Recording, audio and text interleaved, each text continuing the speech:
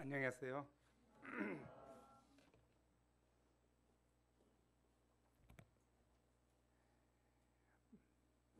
말씀을 항상 두 강 하니까 안 될 것 같아서 한 강만 하겠습니다. 서론 빼고. 그래야지 빨리 끝나겠죠. 어제 저녁에 말씀을 준비하면서 이렇게 또 한 강 더 하죠.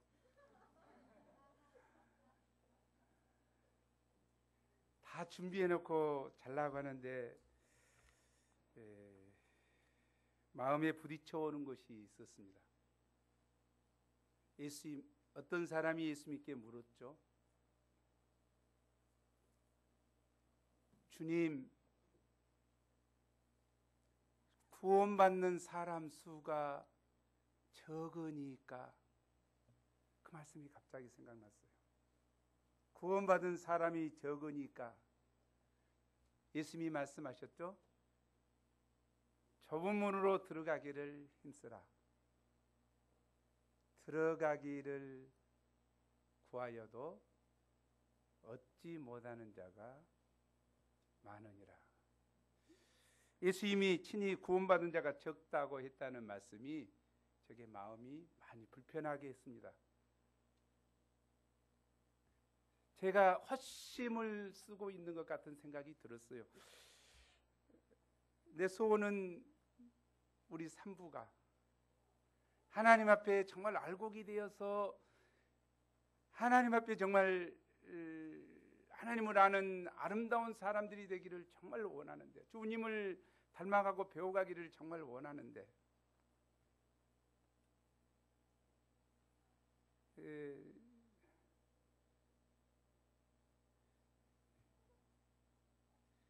정말 예수님을 닮고자 하는 자들이 많은가 생각할 때 내 자신부터 마음에 들지 않았습니다. 그래서 내가 맨 주일 말쯤마다 두 강씩 전하면서 헛짓거리 하고 있는가, 헛짓을 하고 있는가, 헛힘을 쓰고 있지 않는가. 왜? 내 자신을 볼 때, 또 우리 형제 자매들을 볼 때, 구원하고는 전혀 상관없이 나아가고 있는 쪽이 많은 것을 볼 때, 갈수록 멀어져 가고 있는 것처럼 보일 때, 그것은 아무도 판단할 수 없죠. 제가 그렇게 느껴 들었다는 이야기죠. 좀 더 현실적이고, 좀 더 주님 앞에 가고, 주님을 알아가고, 주님을 닮아가고, 더 환난을 기뻐하고 이렇게 나가는 쪽으로 가는 것보다 그러는 것 같아서 마음이 불편했다는 이야기죠. 주님이, 어떤 사람이 주님에게 물었습니다. 주님, 구원받는 사람이 적으니까 좁은 문으로 들어가라. 들어가기를 구하여도 얻는 자가 적으리라. 오늘 말씀도 그것인 것 같습니다. 이 믿음에 머물러라. 환난이 있기 때문에, 적대자들이 있기 때문에 이 믿음에 머무르지 않는다는 것이죠. 사도 바울이 염려했습니다. 사도 바울이 괴로웠습니다. 핍박과 환난이 많은 이 시대 가운데 내가 복음을 전해서 복음을 제자로 해치워놨던 그들이 이 믿음에 머무를 수 있을까? 하나님 나라에 들어가려고 하는 자는 많은 환난이 있다는 것을 가르치고 싶었습니다. 오늘 말씀이 우리에게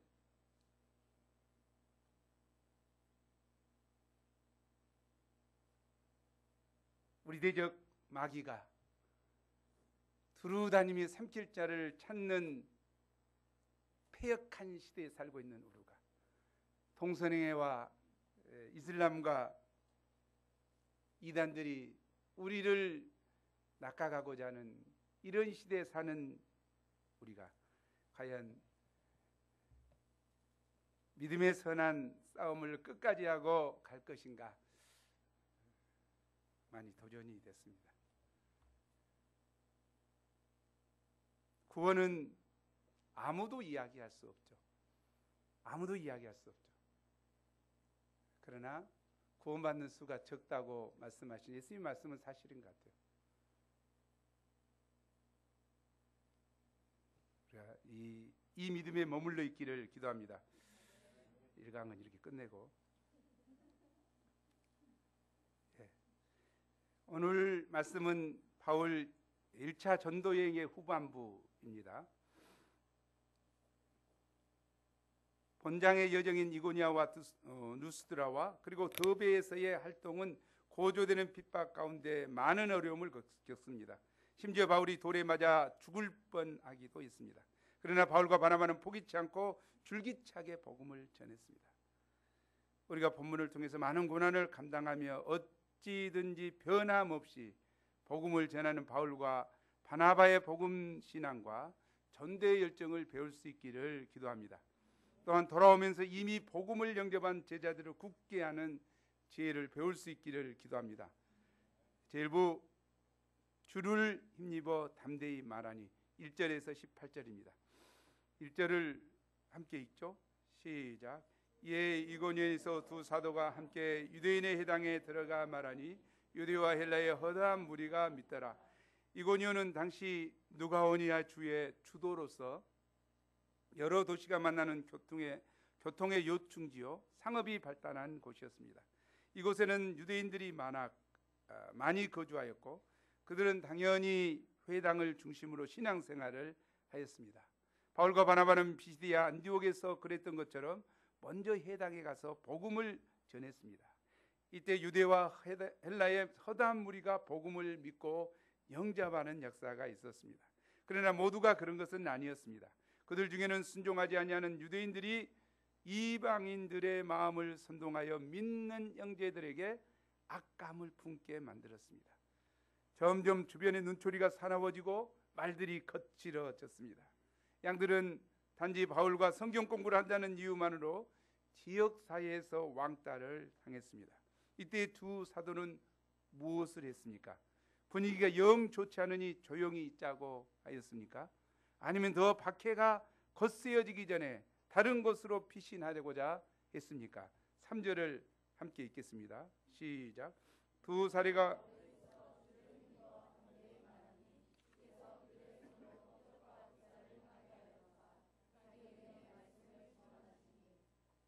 두 사도는 오래 있고자 했습니다.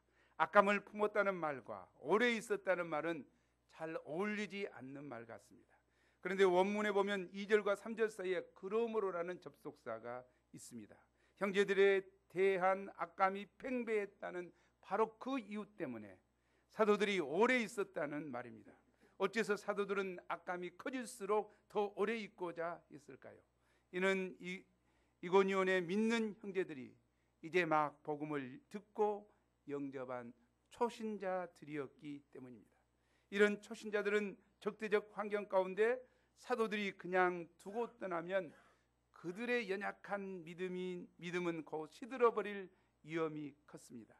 이에 바울과 바나바는 주변에 악감을 무릅쓰고 이고니온에 남아서 어린 양들을 보호하고 자립할 수 있을 때까지 책임지고 양육하고자 했습니다. 아멘. 그들이 택한 양육 방식은 무엇입니까? 신령한 젖에 비유되는 영의 양식인 하나님의 말씀을 신실하게 먹이는 것이었습니다. 그러나 한편으로 이는 위험한 일이었습니다. 말씀 전파 때문에 악감이 생겼는데 또 말씀을 전하면 악감을 더 크게 키울 것이 뻔하기 때문입니다. 하지만 사도들은 주를 힘입어 담대히 말씀을 전하고 가르쳤습니다. 아멘. 이때 어떤 일이 일어났습니까? 주께서 친히 사도들을 통해 표적과 기사가 일어나게 해서 사도들이 전한 복음이 하나님의 입에서 나온 은혜의 말씀임을 증언해 주셨습니다.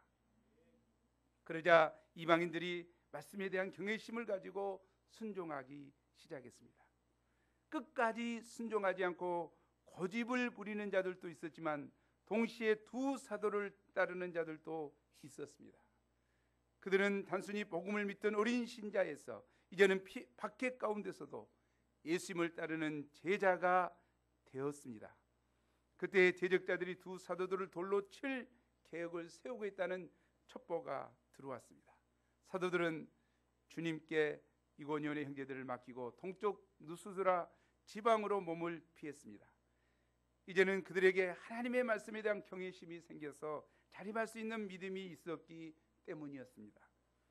우리는 이 말씀에서 전도에서 복음을 영접하게 하는 일도 중요하지만 어린 양들을 오랫동안 인내하면서 양육하는 일도 매우 중요하다는 사실을 배울 수 있습니다.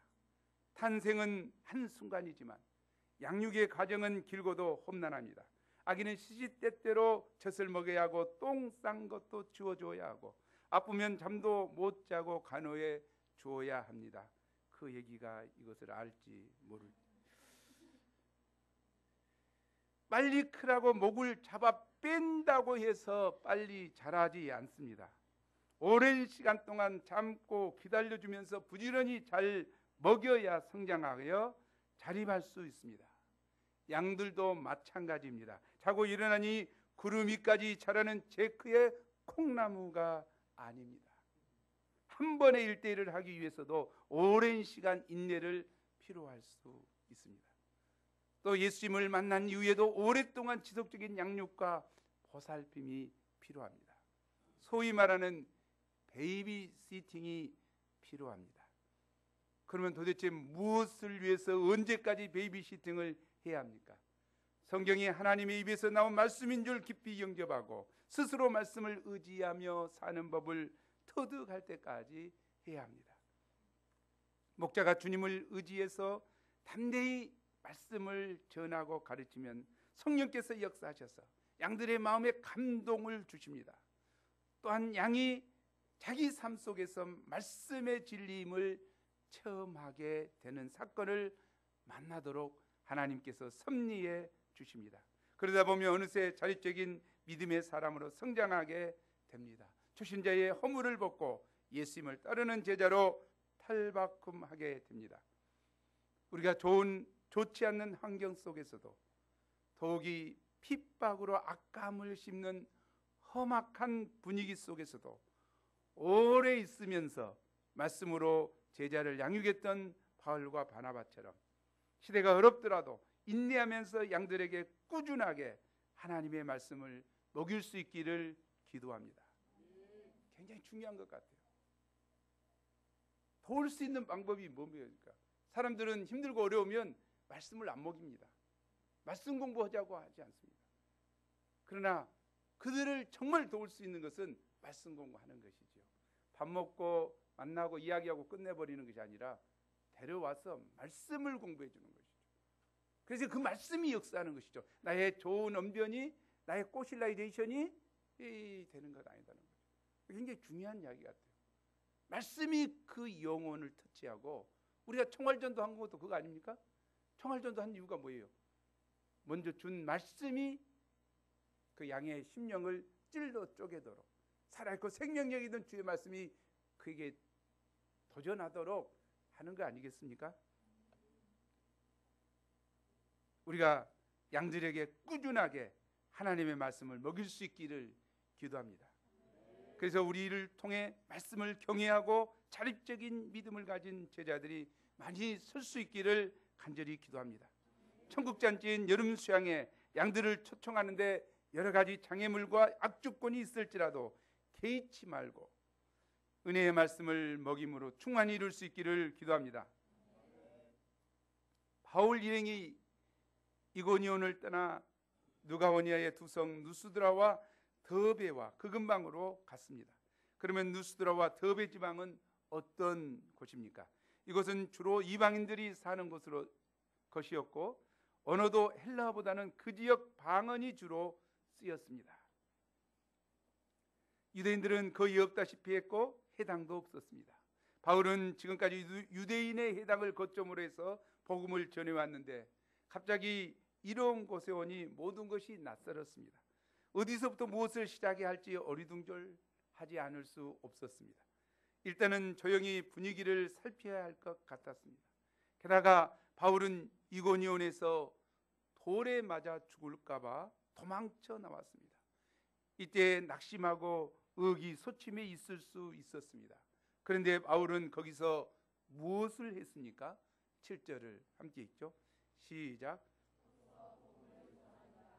바울은 모든 것이 막막한 중에도 어찌하든 복음을 전하고자 했습니다. 해당이 없으니 그 대신 사람들이 많이 모일 만한 곳을 찾아 성문 앞으로 가서 복음을 전했습니다. 그런데 바울의 복음을 듣는 사람 중에 나면서부터 걷지 못하게 되어 걸어본 적이 없는 안진뱅이가 있었습니다. 의학적으로 그는 치료 불가능한 사람입니다. 그런데 그가 바울이 전하는 하나님의 말씀을 진지하고 겸손한 마음으로 듣게 되었을 때 그 말씀이 안진뱅이의 심령에 부딪혀오기 시작했고 그 안에서 살아 움직이기 시작했습니다. 아멘.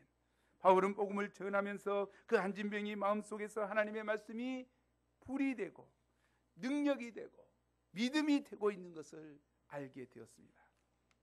믿음은 그리스도 예수의 말씀을 들으면서 생깁니다. 바울이 그를 주목하여 보니 그에게 구원받을 만한 믿음이 있는 것을 보았습니다.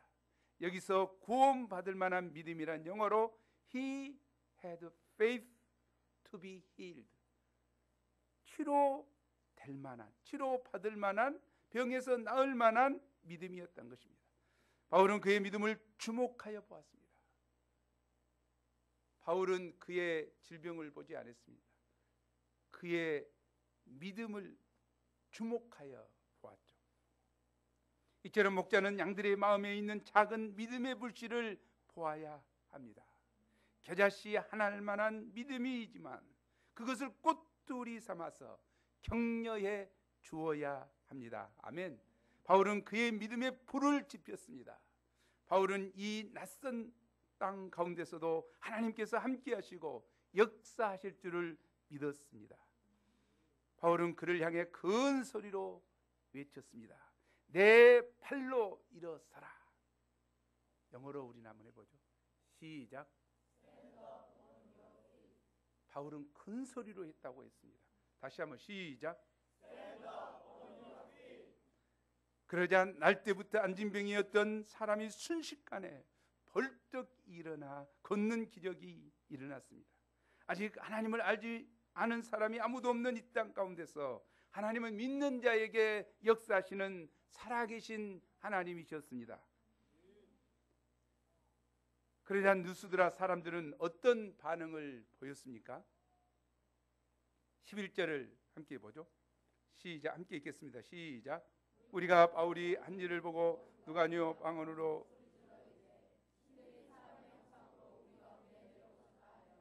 신들이 사람의 형상으로 우리 가운데 내려오셨다. 하면서 그냥 누가 오냐 이 방언으로 막 했다는 거죠. 그들은 선천적인 안진병기를 일으켜 세우는 일은 사람이 할 수 없고 오직 신만이 할 수 있다. 그러므로 저 둘은 사람으로 변장하고 내려온 신들이 틀림없다. 이런 결론을 내렸습니다. 둘 중에 하나는 바나바는 바울보다 키 크고 잘생기고 풍채도 있어서 그리스 신화에 주신 대표 신인 제우스의 화신으로, 바울은 말을 많이 했기 때문에 신들 중에 대변인 역할을 하는 헤르메스로 여겼습니다. 예로부터 이 지방에 한 전설이 내려오고 있었다고 합니다. 한 번은 제우스와 헤르메스 신이 아무도 모르게 변장하고 이 지역에 내려온 적이 있었습니다. 그런데 아무도 그들을 영접해 주는 사람이 없었습니다. 오직 늙은 농부였던 빌레몬과 그의 처 바욱이라고 하는 사람만이 자기 집으로 영접해 주고 친절하게 대접해 줬습니다. 그래서 제우스 신이 분노하여 이 노 부부를 제외한 그 지역의 모든 사람들을 몰살시켜 버렸다는 이야기가 전해 내려오고 있다고 합니다. 믿거나 말거나. 사람들은 이번에 또 신들을 못 알아봐서 몰살당하는 비극이 생길까봐 두려워했습니다. 그리고 지기들끼리 이야기했습니다. 와, 신이 내려왔다. 야, 우리가 대접해야 된다. 이런 사정으로 두 사도는 졸제, 갓 바나바, 갓 바울이 되고 말았습니다. 바나바신, 바울신. 하지만 누가오니와 방언을 전혀 몰랐기 때문에 어찌 돌아가는 영문인지 알 길이 없었습니다. 제사장이 갑자기 와서 자기들 앞에 제물인 소와 소에게 씌울 화환들을 가지고 와서 놓는 것을 보고 그제야 어떤 일이 벌어지고 있는지 알게 되었습니다. 한번 생각해 보시죠. 바로 앞 도시인 니고니온에서는 이방인과 유대인들이 두 사도들을 모욕하고 돌로 치르고 했는데 느스드라에 오니까 사람들이 정반대로 신처럼 대우하는 것이었습니다. 그럴 때 얼마나 두 사도의 마음속에 큰 유혹이 되었겠습니까? 하나님이 그동안의 고생을 이렇게 보상해 주시는구나. 합리하며 잠깐 모른 체하고 신같은 좋은 대우를 받을 수도 있었습니다. 사도행전 12장에서 헤롯 아그리파 1세가 어쩌습니까? 연설을 하니까 무리들이 환호했죠. 신의 소리로다. 폼 딱 재다가 어쩌습니까? 벌레에 먹혀 죽었습니다. 바나바 바울도 잘못하면 교주가 되기 쉬웠습니다. 그때 큰 화를 당하게 됩니다. 사람들은 대부분 환난과 핍박이 있을 때는 정신을 차리고 투쟁합니다. 그러나 인정과 칭찬을 받을 때 달콤하게 즐기다가 사단의 시험에 들기 쉽습니다. 그러나 두 사도의 반응이 무엇입니까? 바나바와 바울은 다급한 심정으로 옷을 찢었습니다. 옷을 찢는다는 것은 신성모독의 말을 들었을 때 유대인들의 전형적인 반응입니다. 그리고 사람들에게 소리쳤습니다. 15절 함께 소리치죠. 시작. 이르되 여러분이여 어찌하여 이런 일을 여러분에게 복음을 전하는 것은 이런 헛된 일을 버리고 천지와 바다와 그 가운데 만물을 주시고 살아계신 하나님께로 돌아오게 함이라. 이런 헛된 일을 버리고 천지와 바다와 그 가운데 만물을 주시고 천지를 창조하시고 살아계신 하나님께로 돌아오게 함이라. 바울은 이 사건을 통해서 누스드라 지역에 복음이 전파되어야 할 필요성을 더욱 절실하게 느끼게 되었습니다. 사람들이 창조주 하나님을 모를 때 얼마나 어리석게 될 수 있는지, 살아계신 하나님을 떠나 얼마나 헛된 인생을 살고 있는지 똑똑히 목격하게 되었습니다. 제우스나 헤르메스 같은 신들은 어떤 신들입니까? 수가 틀리면 그냥 주민들을 몰살시키거나 하는 변덕스럽고 잔인하고 무서운 신들이었습니다. 숨어서 인간을 시험에 빠뜨리는 짓궂은 신들이었습니다. 그러나 바울은 유일하신 참 하나님에 대해서 이렇게 증거했습니다. 17절이죠. 여러분에게 하늘로부터 비를 내리시며 결실기를 주시는 선한 일을 하사 음식과 기쁨으로 여러분의 마음에 만족하게 하셨느니라. 살아계신 하나님은 은혜로우시고 자비하시며 노하기를 더디하시고 인자와 자비가 풍성하신 분이십니다. 자신을 인생들에게 알리시기를 기뻐하시는 계시의 하나님이십니다. 천지 만물을 보십시오. 이 자연 계시라고 그러죠. 얼마나 신비합니까?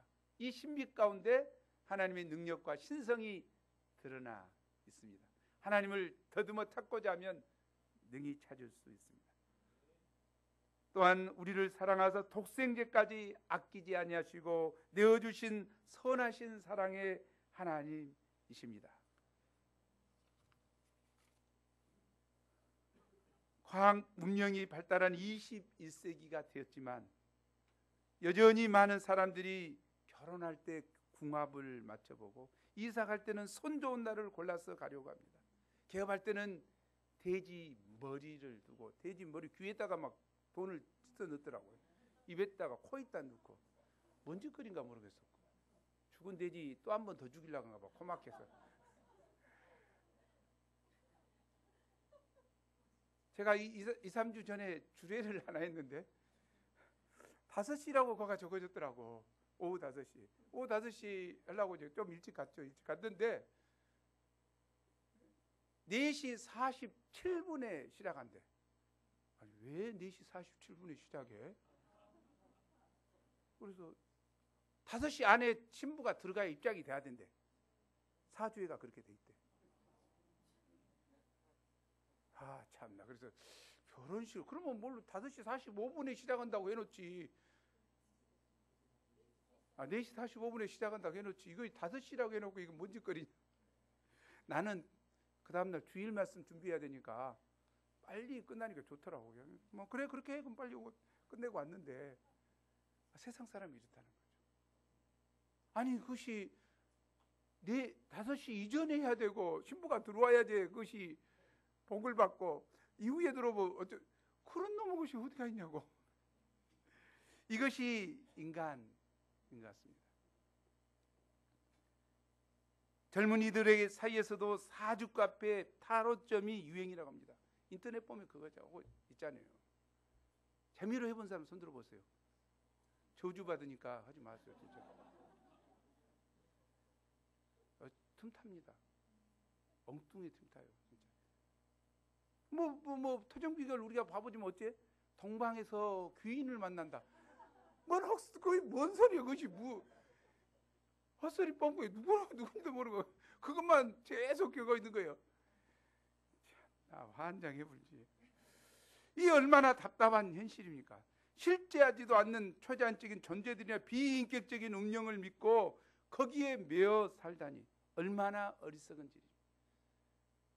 지금은 아무도 믿지 않는 제우스나 헤르메스 신에게 제사 지냈던 누스드라 사람들처럼 다 헛된 일입니다. 살아계신 창조주 하나님을 알지 못할 때 사람들은 헛된 신들을 섬기는 우상 숭배자로 전락하고 맙니다. 살아계신 하나님을 알지 못할 때 사람들은 자신을 비인격적인 운명의 주사위판에 던져진 존재처럼 여기며 불안해합니다. 그러면 이런 데서 벗어나려면 어떻게 해야 합니까? 길은 한 가지밖에 없습니다. 창조주 하나님께로 돌아와 그분을 인격적으로 만나는 길뿐입니다. 아멘. 살아계신 하나님이 얼마나 인자와 자비가 풍성하시며 큰 은혜를 베푸시는 분인가를 발견하는 길밖에 없습니다. 이를 위해서 그들에게 복음이 들려져야만 합니다. 아멘. 복음이 들려져야만 그들이 하나님께로 돌아올 수가 있습니다. 주께서 우리를 복의 군원 삼으셨으니 우리의 복음 전파를 통해서 캠퍼스와 직장과 믿지 않는 가족들이 헛된 우상을 버리고 살아계신 참 하나님께로 돌아오는 역사가 일어날 수 있기를 기도합니다. 제2부 이 믿음에 머물러 있으라 19절에서 28절입니다. 누스드라에서 사도 바울이 한창 제자를 삼고 있을 때 비시디아 안디옥과 이고니온에서 온 종은 반갑지 않는 손님들이 찾아왔습니다. 그들은 바울을 대적하던 유대인들이었습니다. 그들은 직장도 다니지 않고 이제 바울을 잡겠다고 여기까지 추적해 왔습니다. 다메섹까지 성도들을 박해하려 달려왔던 바울의 과거가 연상되는 장면입니다. 그러나 바울은 당장 피신하지 않았습니다. 왜냐하면 유대인들이 성 밖에서만 돌로 치는 관습이 있다는 사실을 알고 있기 때문에 성 밖으로 나가지 않으면 된다고 성 안에서만 놀았습니다. 그러나 이번에 유대인들은 변칙 플레이를 시도했습니다. 바울이 성 안에 혼자 있을 때를 노려 기습 공격을 감행했습니다. 여기저기서 날라온 짱돌을 온몸에 맞은 바울은 피투성이가 된 채 정신을 잃고 길에 쓰러지고 말았습니다. 대적자들은 바울의 숨이 끊어진 줄로 알고 서둘러 성 밖에 갖다 버렸습니다. 누스드라의 제자들은 실종된 바울을 찾아 헤매다가 성 밖에서 송장처럼 누워있는 그를 발견했습니다. 피를 흘리고 쓰러져 있는 바울을 둘러서서 바라보며 제자들은 슬픈 생각과 두려움에 빠졌을 것입니다. 다음은 나도 이 돌에 이렇게 될까? 그런데 닭똥 같은 눈물을 흘리며 통곡하려는 그 찰나 죽은 줄 알았던 사도 바울이 서서히 움직이더니 갑자기 벌떡 일어났습니다. 그러더니 온몸에 묻은 흙을 툴툴 털어내더니 성 안으로 다시 걸어 들어가는 것이었습니다. 와, 대단하다. 제자들은 당장 도망가기에도 분초가 아까운 판국에 대적자들이 득실거리는 성 안으로 다시 들어가는 바울을 보고 깜짝 깜짝 놀랐을 것입니다. 대적자들도 바울을 보고 이게 사람인가 귀신인가 혼비백산하여 감히 손을 대지 못했을 것입니다. 죽은 줄 알았던 자가 살아서 그냥 쫙 들어오니까 바나바는 바울을 간신히 말려서 1차 전도 여행의 최종 목적지였던 더베로 데려갔습니다. 바울은 몰골이 말이 아니었지만 더베에서도 많은 제자를 삼는 역사를 이루었습니다. 아멘. 이제 남은 일은 안디옥 교회로 돌아가는 일이었습니다. 더베에서 동쪽 내륙도로를 이용하면 가장 빠르고 안전하게 수리 안디옥으로 갈 수 있었습니다. 지도를 한번 보죠. 지금 여기가 더베죠. 더베니까 이렇게 가면 정말 금방 갈 수 있잖아요. 내륙 지방으로. 그런데 여기서 다시 이고니온으로 가서 피시디아로 가서 버가로 가서 이렇게 돌아옵니다. 먼 길을 돌아서 오지요. 그렇게 가면 시간이 오래 걸릴 뿐 아니라 바울의 대적자들을 언제 또 만날지 모르는 큰 위험이 토사리고 있습니다. 빨리 가서 쉬고 싶었을 텐데 그럼에도 바울이 굳이 힘들고 위험한 길을 선택한 이유가 무엇입니까? 22, 23절을 함께 읽겠습니다. 시작. 제자들의 마음을 굳게 하여 이 믿음에 머물러 있으라 권하고 또 우리가 하나님의 나라로 들어가려면 많은 환난을 겪어야 할 것이라고 각 교회에서 장로들을 택하여 금식 기도하며 그들이 믿는 주께 그를 위탁하고 바울이 왔던 길로 되돌아갔던 이유는 자신이 개척해서 세운 신생교회들을 방문하여 제자들의 마음을 굳게 하여 믿음에 깊이 뿌리 내리도록 하기 위해서였습니다. 그동안 바울은 두고온 양들이 눈에 밟혀서 밤잠을 설쳤던 적이 한두 번이 아니었습니다. 교회가 예수님 안에서 잘 뿌리를 내려야 할 텐데 견고하고 흔들리지 않는 믿음에 굳게 서야 할 텐데 대적자들로 인해서 어찌 되었는지 걱정과 근심이 끊일 날이 없었기에 고생스럽지만 다시 돌아가 보지 않을 수 없었습니다. 그러면 바울이 제자들의 마음을 굳게 하기 위해서 한 일이 무엇이었습니까? 첫째로 제자들이 앞으로 많은 환난을 겪게 될 것을 예고하고 마음 준비를 단단히 하도록 내적인 방향을 주었습니다. 이미 바울 자신이 먼저 하나님 나라를 전파하다가 많은 환난을 겪었습니다. 가는 곳마다 비방과 미움을 받고 이리저리 쫓겨 다니고 돌에 맞아 죽을 뻔했던 위기도 겨우 넘겼습니다. 그러나 바울은 이미 처음 부르심을 받을 때부터 주님으로부터 이런 고난이 있으리라는 말씀을 들었습니다. 처음부터 마음 준비가 되어 있었다는 이야기죠. 그래서 환난 당할 그 당시에 당하지 않고 잘 이겨낼 수 있었습니다. 바울은 누스드라에서 돌에 맞았을 때 생긴 흉터를 내 몸에 새겨진 예수의 흔적이라고 부르며 자랑스러워했을 것입니다. 이제 그는 성도들의 마음 속에도 고난에 대한 분명한 가치관과 철학이 세워지길 바랬습니다. 그렇지 않으면 작은 고난에도 쉽게 흔들릴 수밖에 없고 하나님 나라 전파의 사명을 온전히 감당할 수 없었기 때문입니다. 둘째로 바울은 교회가 외적으로도 견고해 줄 수 있도록 장로들을 택해 금식 기도하며 리더십을 든든히 세웠습니다. 이제까지 사도 바울이 했던 제1차 전도여행을 단 한 문장으로 이렇게 표현할 수 있습니다. 함께 읽어보죠. 시작.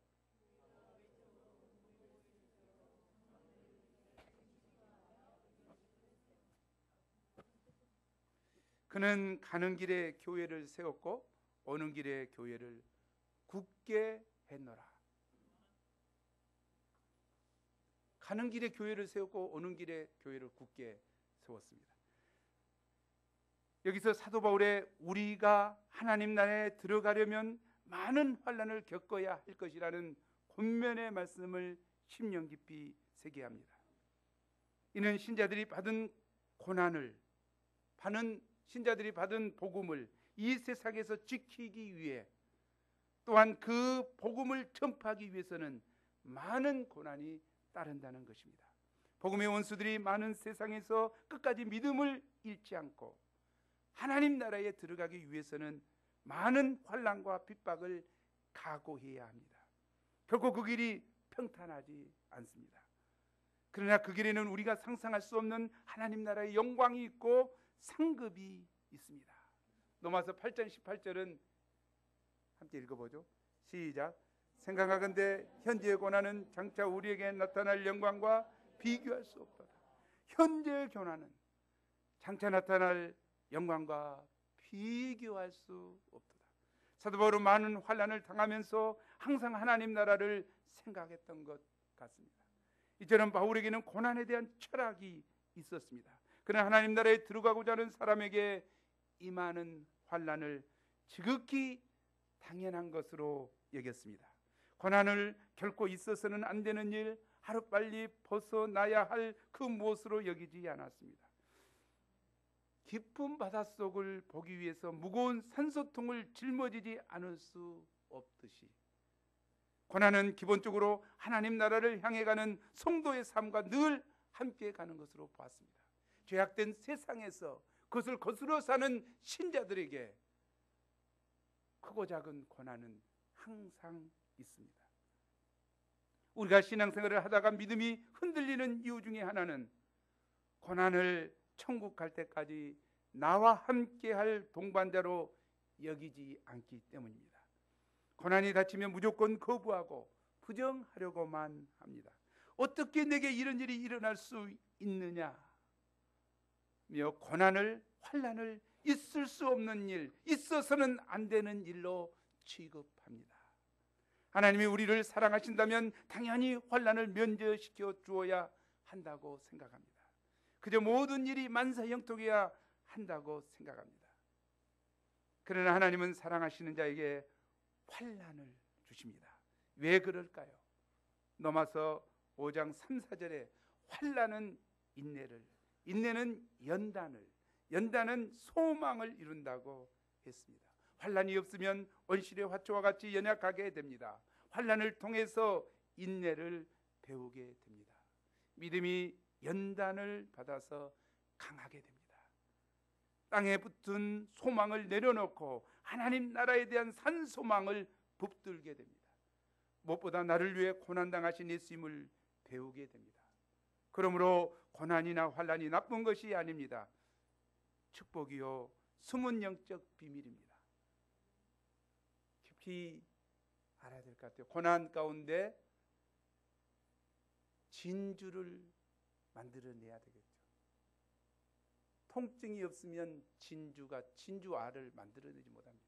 크고 아름다운 것을 만들면 그 고통을 통해서 조개에 상처를 주어서 진주를 만들어내지 않습니까? 사도 베드로도 베드로전서 4장 12, 14절에서 말했습니다.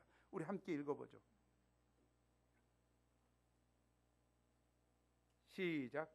사랑하는 자들아 너희를 연단하려고는 불시험을 이상한 일 당하는 것 같이 이상히 여기지 말고 오히려 너희가 그리스도의 고난에 참여하는 것으로 즐거워하라. 이는 그의 영광을 나타내실 때 너희로 즐거워하고 기뻐하게 하려 함이라. 너희가 그리스도의 이름으로 치욕을 당하면 복 있는 자로다. 영광의 영 곧 하나님의 영이 너희 위에 계심이라. 다시 한번 읽어보겠습니다. 의미가 무슨 뜻인지 저도 잘 모르겠어요. 여러분은 잘 아시겠죠? 다시 한번 읽어보겠습니다. 시작. 사랑하는 자들아 너희를 연단하려고는 불시험을 이상히 여기지 말고 오히려 너희가 그리스도의 고난에 참여하는 것으로 즐거워하라. 이는 그의 영광을 나타내실 때 너희로 즐거워하고 기뻐하게 하려 합니다. 너희가 그리스도의 이름으로 치욕을 당하면 복이 있는 자로다. 영광의 영 곧 하나님의 영이 너희 위에 계심이라. 오히려 너희가 그리스도의 고난에 참여하는 것으로 즐거워하라. 이는 그의 영광을 나타내실 때 너희로 즐거워하고 기뻐하게 하라. 그리스도의 고난에 참여하는 것이 그날에 우리의 영광을 찬란하게 할 것이라는 거죠. 우리 찬란한 영광을 볼 때 믿음으로 이겨내는 그것이 우리의 면류관이 될 때 우리가 기뻐하고 즐거워할 것입니다. 너희가 그리스도의 이름으로 치욕을 당하면, 너희가 그리스도의 이름으로 치욕을 당하면 복 있는 자로다. 영광의 영, 곧 하나님의 영이 너희 위에 계십니다. 우리가 치욕을 당하는 그 순간에, 고난을 당하는 그 순간에 하나님의 영이 우리 위에 계십니다. 우리를 보살피고 계시고, 우리를 붙들고 계시고, 우리와 함께 계십니다. 고난을 당하는 것이 싫다고요? 하나님의 영광의 영이 우리 가운데 임하는 것이 싫습니까? 하나님의 영이 우리 가운데 임하는 것이 싫습니까? 우리는 하나님 나라에 들어가려면 많은 환난을 겪는 것이 모든 신자에게 있는 보편적인 것임을 알고 믿음으로 감당하고자 하는 각오가 있어야 합니다. 천국을 향해 순례길을 떠나는 성도에게 고난은 친구와 같은 존재입니다.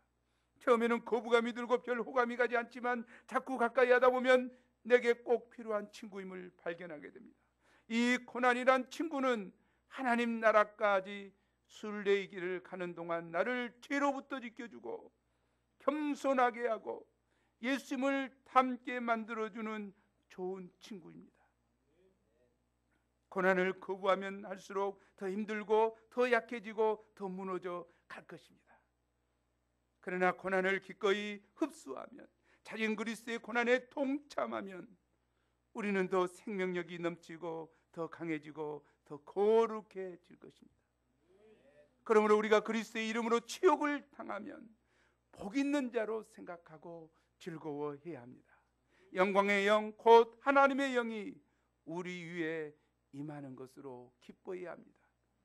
고난이 깊을수록 하나님 나라의 영광에 더 가깝게 됩니다. 바울은 그렇게 많은 고난을 통해서 예수님의 십자가와 부활을 배우며 닮아가고자 믿음으로 투쟁했을 때 위대한 사도가 되었습니다. 그리고 그의 최후에 서신 디모데후서 4장에서 이렇게 고백했습니다. 우리 함께 고백해 보죠. 시작. 간제와 같이 벌써 내가 부음을 받고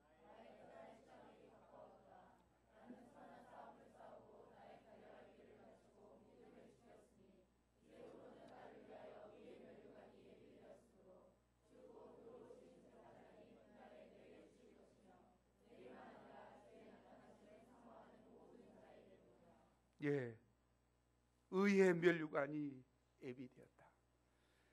사도 바울에게만이 아니라 주의 나타나심을 삼하는 우리에게도 의의 면류관이 예비되었다는 것이죠. 우리도 고난에 대한 성경적 가치관을 마음에 깊이 새기고 환난 중에서도 이미 붙든 믿음에 굳게 머물며 복음 진리에 깊이 뿌리 내리며 흔들리지 말고 주의 일에 더욱 힘쓰는 자리 될 수 있기를 기도합니다. 여러분에게는 지금 하나님 나라에 들어가는데 어떤 환난들이 있습니까?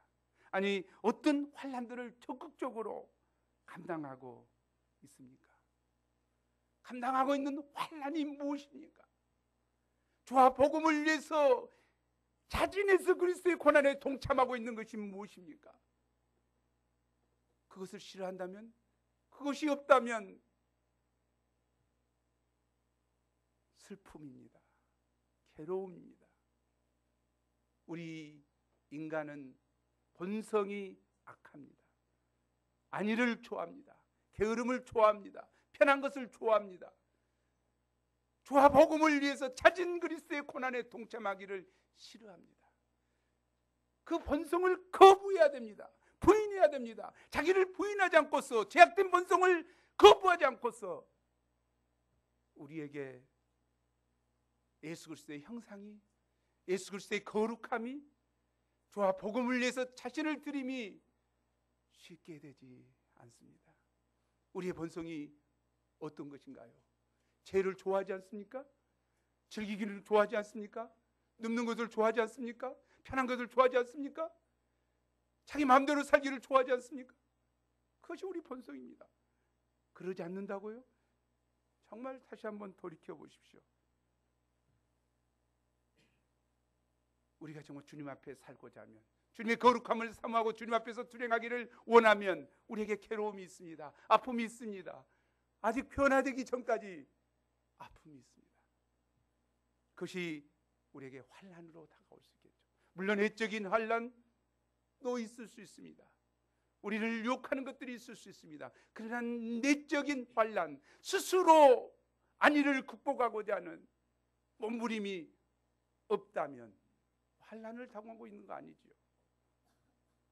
우리가 주와 복음을 위해서 자진 그리스도의 고난에 동참하는 우리가 되면 좋겠습니다. 수양회를 우리는 앞두고 있습니다. 수양회가 지겹습니까?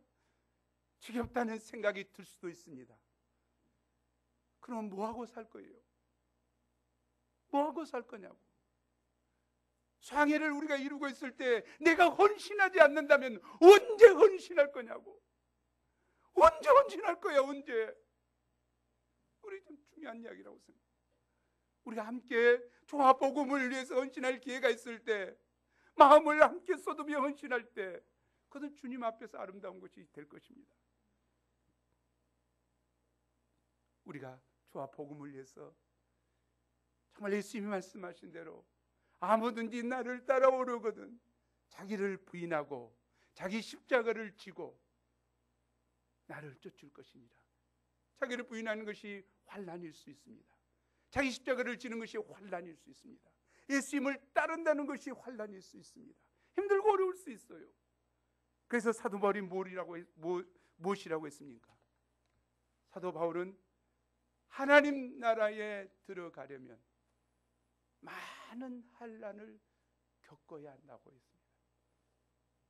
우리에게 그 작은 환난이 있을 수 있어요.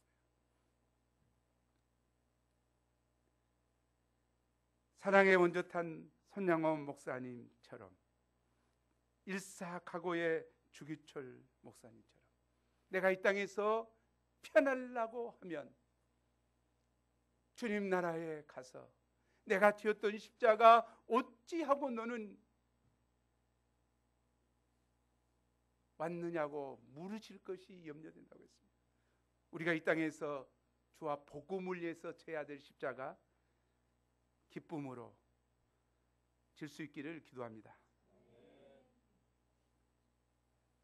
제가 이 말씀을 준비하다가 누가복음 13장 23절 말씀이 부딪혀 왔다고 그랬죠. 어떤 사람이 여짜오되 주여 구원을 받은 자가 적으니까 그들에게 이르시되 좁은 문으로 들어가기를 힘쓰라. 내가 너희에게 이르노니 들어가기를 구하여도 못하는 자가 많으니라. 우리가 우리 생명으로 인도하는 문은 그 길이 좁고 협착하고 찾는 이가 적습니다. 우리가 많은 사람 가는 길 갈 것이 아니라 좁은 길로, 좁은 문으로 가기를 힘써야 할 것입니다. 그래서 정말 생명으로 인도하는 물에 들어갈 수 있도록 저와 여러분이 되기를 기도합니다. 마침내 바울 일행이 수리아 안디옥으로 귀환함으로 3년 동안 계속된 사도 바울의 1차 전도행이 대단원의 막을 내리게 되었습니다. 몇 줄 안 되니까 3년이라고 생각하기 못하기 쉬운데 3년 동안 1차 전도행을 했습니다. 그래서 머물면서 제자 양성하고 키우고 3년 동안 두드러 맞고 푹 쉬면서 여기저기 아픈 곳을 치료받아야 했습니다. 그러나 그 전에 마지막으로 남은 일이 한 가지 있었습니다. 그것이 무엇입니까? 27절이죠. 함께 읽겠습니다. 시작. 그들이 이르러 무효를 모아 하나님이 함께 하신 모든 일과 이방인들에게 믿음의 문을 여신 것을 보고하고 제1회 세계 선교 보고대회가 열린 것입니다. 하나님께서 행하신 은혜의 역사, 놀라운 성령의 역사를 들으며 안디옥 교회는 기쁨과 감사가 충만했습니다. 또한 어둠 속에 있던 이방인들이 어떻게 복음의 빛 가운데로 나오게 되었는지를 들으며 참석한 모든 사람들의 가슴이 뛰고 나도 이 세계 선교 역사의 어떤 모양이든지 동참해야 되겠다는 결심을 하였습니다. 우리도 6월 5일 날 세계 선교 보고회를 통해서 동일한 은혜를 받은 줄 믿습니다. 이제 우리가 본국에서든지 선교지에서든지 선교는 부담이 아니라 복음의 능력을 체험할 수 있는 기회인 것을 깊이 깨달을 수 있기를 기도합니다.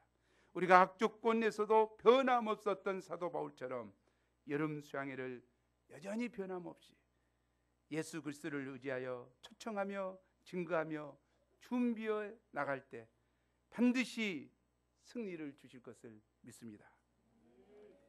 우리 함께 22절 말씀 읽고 마치겠습니다. 시작. 제자들의 마음을 굳게 하여 이 믿음에 머물러 있으라 권하고, 또 우리가 하나님의 나라에 들어가려면 많은 환난을 겪어야 할 것이라 하고. 하나님 아버지, 하나님께서 귀한 말씀을 주셔서 감사합니다. 사도 바울은 돌에 맞아 죽는 핍박을 당했음에도 불구하고 여전히 다시 그 성에 들어가 복음을 전하며 제자 양성을 한 것을 봅니다. 또 핍박이 고조되는 이고니온에서 오래 머물며 어린 양들을 보호하고 말씀으로 그들을 굳게 세운 것을 봅니다. 돌아올 때 쉽게 돌아올 수도 있었지만 세웠던 교회들을 다시 돌아보며 굳게 세운 것을 봅니다. 이 믿음에 머물러 있으라. 하나님 나라에 들어가려면 너희가 많은 환난을 겪어야 할 거란 귀한 고난에 대한 철학을 참 심으며 고난을 기쁨으로 감당해야 됨을 깨닫게 하십니다. 하나님, 저희도 이 땅에 살면서 악한 마귀가 우는 사자밭에 삼킬 자를 찾는 이 시대에 유혹과 핍박과 크고 작은 어려움들 앞에 또 내적에 파고드는 안일과 게으름과 죄악 가운데 하나님, 저희가 자기를 부인하게 하여 주시고 자기 십자가를 지고 주님을 쫓을 수 있도록 도와주십시오. 좁음으로 들어가기를 힘써도 들어가는 자를 구하여도 들어가는 자가 적다고 했는데, 하나님 아버지, 다시 한번 문제의식을 갖게 하여 주시고 주와 복음에 굳게 서는 저희가 될 수 있도록 축복해 주십시오. 감사하고 예수 이름으로 기도합니다. 모두 일어나서 찬송 546장을 부르시겠습니다.